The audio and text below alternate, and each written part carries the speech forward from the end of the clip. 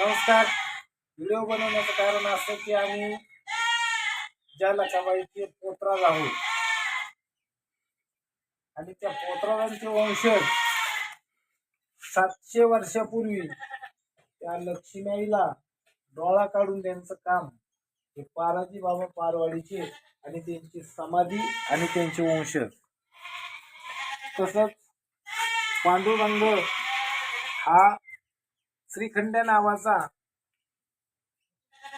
पैठणमध्ये 12 वर्ष नाथांच्या घरी मजुरी काम केलं, पाणी भरलं आणि त्या श्रीखंड्याला बघण्यासाठी आदिमाय शक्ती येडीचा अवतार घेऊन त्या पैठणमध्ये आली आणि ती आदिमाय शक्ती येडी होऊन त्या पैठणमध्ये हाहाकार केला.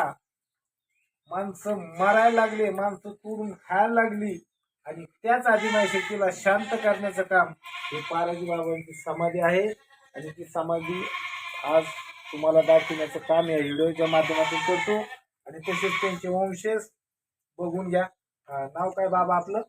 माधव धोंडीराम भोसले. माधव धोंडीराम भोसले. ठीक आहे बाबा, तुम्ही बाबाचे त्यांचे वंशज. गुरु लक्ष्मण बाबा भोसले. अच्छा, त्याचे हे करा ना. चालेल, तुम्ही बोलू. हा. तर बाबा ही तुमची कितवी पिढी आहे? आज आमची 5वी पिढी. अच्छा, तुम्हाला कळते. माझ्यापर्यंत 5. अच्छा, हा, तुमच्यापर्यंत ही 5वी पिढी. हा. आणि बाबांची पिढी पाराजी बाबांची म्हणजे धरून जर केली धरून.